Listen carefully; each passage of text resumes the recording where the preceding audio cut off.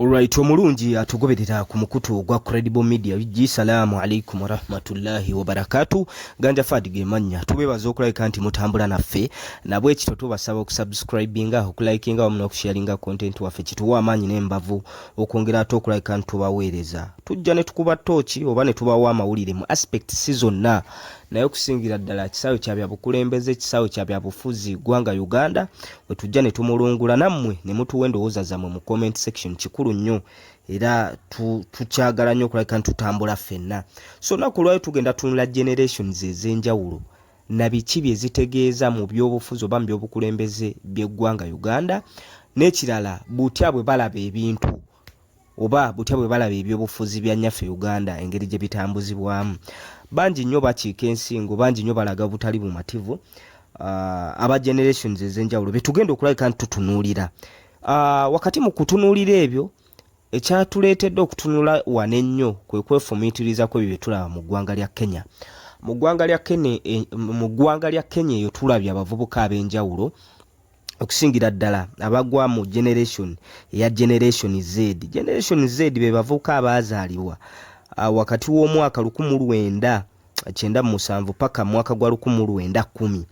Abavubuka bano be bakulembeddemu okwekalakasa okuli mu ggwanga lya Kenya, nga kuno nno akabasa kava mu finance bill parliament gye yali eyisizza nga kisigalize president wa ggwanga okulabika nti agisaako omukono. So abavubuka nga bakulembeddwa aba Generation Z nga bwe tugezezaako okulabika nti tubasigira ekifaananyi kya generation eno, bakulembera bannansi ba Kenya aba generations ez'enjawulo okulaga obutali mumativu ku butya gavumenti yaabwe bweddukanyamu ebintu. So ne obuli kati okwekalakasa kukyagenda maaso mu Kenya nga newankubadde president yavaayo n'alangirira n'agamba nti biiru eno sigenda giteekako mukono, n'ayongerezaako n'ebigambo bingi nti oba oli awo ekigendererwa kyayo kibadde kyakulabika nti kikulaakulanya ggwanga, naye abavubuka baasimba Nakakongo ne bagamba nti tugiteekako mukono, tetukyagalira ddala. Then n'ekirala oluvannyuma lwa byonna ate ne tuwulira amaloboozi amalala nga gagamba nti President Ruto ndekulira. So ebyo ebiri mu ggwanga lya Kenya bituleetera naffe okulabika nti twefumiitiriza mu kisaawe kyaffe ky'ebyobukulembeze, kisaawe ky'ebyobufuzi ggwanga Uganda, kye kituleetedde olunaku olwali okutunula ku generations ez'enjawulo na butya bwe ziraba ebyobufuzi by'e Uganda wano mu Uganda, then na tafaali ki generations ez'enjawulo lyezigasse ku nnyaffe Uganda. Generation esookera ddala gye tugenda okutunulira ye generation the greatest generation. Greatest generation eno ye y'abantu abaazaalibwa wakati wa 1901 paka mu mwaka gwa 1927. Abo ndowooza kati bw'oba magamaga batono nnyo, oba oli awo Mukama Katonda yabajjulula dda mu mbeera ezifaananako bwe zito. Generation eddako ye generation eyitibwa the silent generation. Bano be baazaalibwa mwaka gwa 1928 paka mwaka gwa 1945. Bano bw'obatunuulira nabo oba oli awo balina lolo gye baazannya nnyaffe Uganda okutuuka wano weetuuse. Neera nabo bw'obatunuulira basigadde batono, abakyaliwo oba oli awo bali myaka gyabwe emikulu ddala, myaka 80 okudda waggulu. Beebo aba generation oba gye bandiise silent generation. Ab'otunula generation eyaddako ye generation ey'okusatu mu muteeko guno ogwa generations. Be bantu abaazaalibwa mwaka gwa 1946 paka mwaka gwa 1964. Babayita the baby boom generation. Bano no bw'obatunuulira bakola kyamaanyi nnyo okulabika nti ensi za Africa ez'enjawulo, naye okusingira ddala ekifaananyi twagala kusiga kya Uganda kuba we tuconcentrate nze olunaku olwaleero, bafuna obwetwaze. Era abo be baana abaazaalibwa wakati Uganda ng'ekyafugibwa abafuzi b'amatwale oba bakyeruppe. Abaana abo abasinga oba oli awo abafuna chance ebugumizibwako oba okusomesebwa, basomesebwa bazungu ne babawo obuyigirize. So abaana abo ebbanga gye lyakoma okulabika nti litambula ne balaba nga waliwo obwetaavu bw'eggwanga lyabwe okufuna obwetwaze oba obukulembeze okudda mu mikono gy'abannansi. So abantu abo aba the baby boom generation bakola kyamaanyi nnyo okulabika nti Uganda efuna obwetwaze mu mbeera ezifaananako bwe zityo. Kyakubiri bazaala nnyo bazaala abaana bayitirivu nnyo, era nga bw'otunira generation eno eya baby boom generation ye y'abajjajjaffe kati betuyina abakyalina omukisa okuba ne bajjajja be baatuzaalira bakadde baffe majority esinga ye generation eyo. So bakola omulimu gw'amaanyi nnyo okulabika nti twetagguluza ku bazungu wakati mu kuyambibwako bakulu baabwe aba silent generation abazaalibwa mu mwaka gwa 1928 paka mwaka gwa 1945 era mwaka gwa 1962 ne basobola okulabika nti baggusa omulimu ogw'okulabika nti Uganda efuna obwetwaze bwe yali eyayanira oba eva mu mikono gy'abazungu abaali balabise nti bagifutubaddeko mu kaseera ako. So generation eyo enkizo endala gyeyina nti yazaala nnyo, bazaala abaana bangi nnyo, rate of fertility yali waggulu nnyo, era kyekyo kyenkugambye nti bakadde baffe abasinga bazaalibwawo kuba bw'otunula bakadde baffe abasinga kati abavubuka b'emirembe gino bazaalibwa wakati wa 1965 paka 1980. Kati generation eri the baby boom generation ye yavaamu bakadde baffe. Kakati generation eyaddako gye bayita generation X. Generation X eno era mwe mugwa bakadde baffe. Abantu abo batunuulira bali myaka 50 myaka 58 myaka 55 paka myaka nga 45 generation eyo nga bwetambula eya generation X. Then generation eyaddako oluvannyuma lw'eyo generation ye generation Y. Generation Y eno nayo etegeeza kyamaanyi nnyo mu by'obukulembeze by'eggwanga Uganda. Era generation eyo bw'ogitunuulira wano e Uganda be baana abaazaalibwa wakati wa 1981 paka mwaka gwa 1996. Generation eyo bw'ogitunuulira be baana abaazaalibwa wakati mu lutalo olwaleeta President Museveni mu buyinza. Abaana abo President Museveni we yawambira obuyinza mwaka gwa 1986.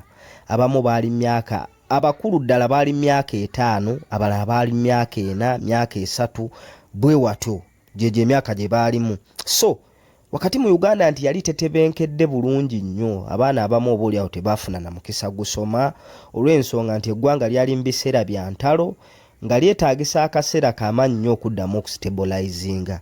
Era generation eyo yevugira ddala ogwo omwaka gwa 1981 byali biseera bya ntalo, 1996 nga Uganda eddamu okustabilizinga. Era President Museveni okuva lwe yatuula mu buyinza mwaka gwa 1986 yali atwala Uganda oboolyawo nga tavuganyizibwa ng'agamba nti ngezaako kulabika nti ntereeza tuddemu tutunire ku constitution y'eggwanga biki ebibulamu biki bye twetaaga okuteekamu.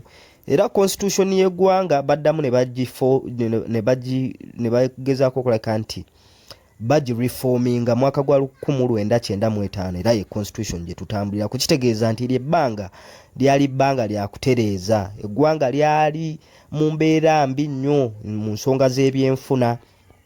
So abaana bangi nnyo abataafuna mukisa kulabika nti basoma, era batono ddala abafuna chance eyo kulabika nti bakola ki basoma. So generation eyo be bantu kati abali myaka wakati wa myaka 42 43 okudda wansi awo watu myaka 30. Twaliko mu kulonda okuwedde omusajja n'akola statement n'agamba nze bannange temundaba okulabika nti nfaanana bwenti n'envi zino ezinkedde sina za kika wabula bwavu bwe bugezezaako okulabika nti butuluma.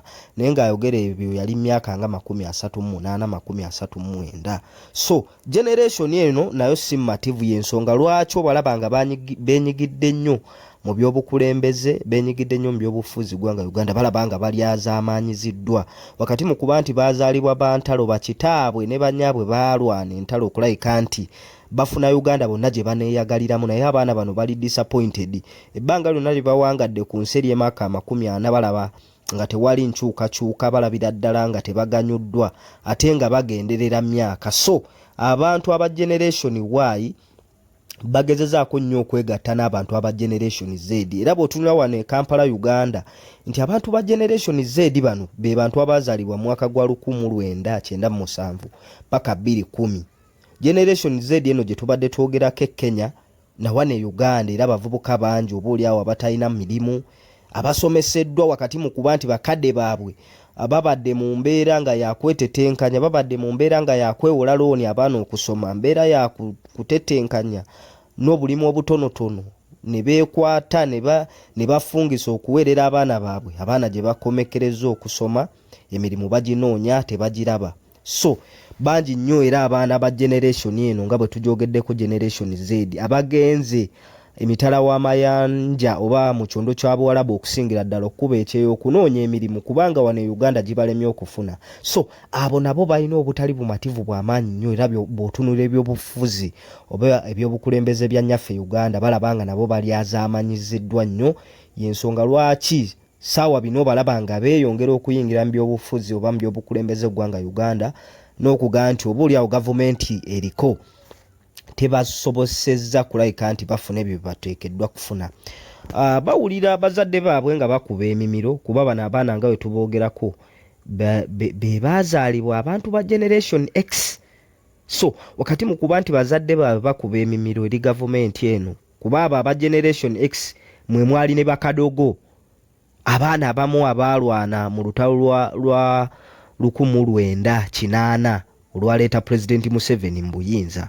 So bakadde baabwe okuba nti be bamu ku bakadogo oba be bamu ku abo abaalwana mu olwo lutalo nga balina essuubi nti oba oli awo abaana baabwe bano aba generation Z bo bajja kubeerako kalekaleko, obulamu bujja kutereera, future ejja kuba nnungi, bwe gaba malwaliro gajja kubaamu eddagala, bwe babyanjigiriza bijja kuba tiiki ng'emirimu oba oli awo gavumenti abaana olumala okusoma ejja gitondawo wano mu Uganda, then n'abaana okubafunirako emirimu ebweru. Bwe buba bya bulimi bijja kubeera tiiki we tunaatuukira mu myaka gino gye tulimu. Kakati abaana bawulira amaloboozi g'abazadde baabwe nga bakuba emimiro.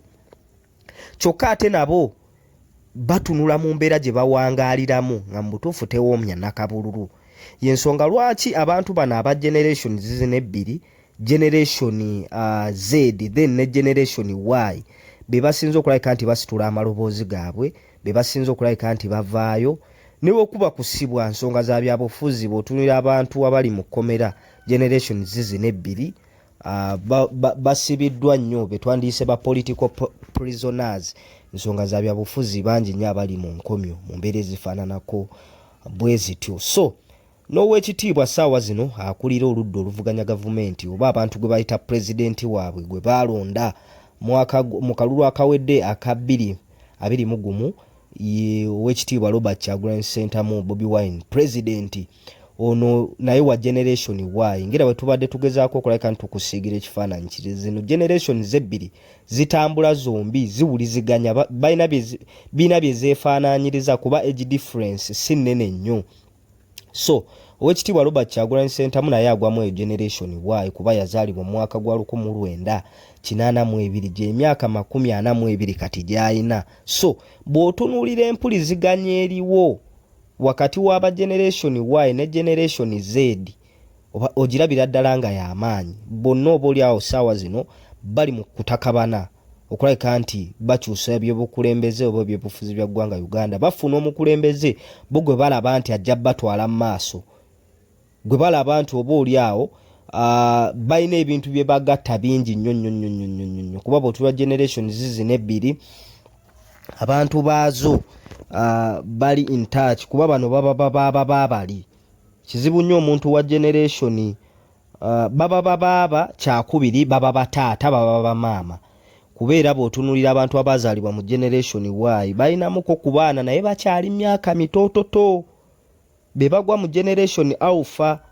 Nti abantu abazaalibwa mu generation Y balinamuko ku baana abaakeera okuzaala balinamuko ku baana ba generation Z, then abaakeerewamuko abaana baabwe ba generation Alpha. Generation Alpha yeno generation abaana abazaalibwa wakati w'omwaka gwa 2010 up to date oba paka mwaka guno gwe tulimu ogwa 2024. So generation zizine ebbiri, generation Y ne generation Z zikola kyamannyo okulabika nti ziteekawo resistance, ziteekawo embeera ey'okulaga obutali bumativu. Era ndowooza omukulu General Kayindo Tafire generation zizine ebbiri ziyagezezaako okulabika nti aziyita zisituke. Yabagambye obukulembeze bwammwe okulabika nti butambula nga bwe mwagala butambule, mulina okulabika nti musituka, mulina okulabika nti mujjayo amaloboozi mangi nnyo, musitula amaloboozi agawerako okulabika nti mukyusa ebyobukulembeze nga bwe mwagala bitambule. Era bw'otuna generation eno, generation Z, Oweekitiibwa Robert Kyagulanyi Ssentamu agezezzaako nnyo okulabika nti abazibula amaaso n'okubalaga butya bwe balina okutambulamu bwe baba bakukyusa bukulembeze obwo bwe bakola ki, bwe bayaayaanira. Retired Dr. Kano Kizza Besigye ye yasesemula nnyo ate abantu ba generation Y n'abantu ba generation ye okulabika nti batereeza ebyobukulembeze n'azanya paati ye. Kati kaseera ka Oweekitiibwa President Robert Kyagulanyi Ssentamu okulabika nti atambula n'abavubuka bano aba generation Y ne generation Z okulabika nti batuuse eggwanga awo we baagala lirabike nti litambulira. So tubeebaza okulabika nti mutambula naffe ku mukutu ogwa Credible Media UG bwetyo bwe tutambudde olunaku olwaleero. Tubasaba okusubscribinga, okulayikinga wamu n'okusharinga content waffe. Salaamu alaikum wa rahmatullahi wa barakatuh.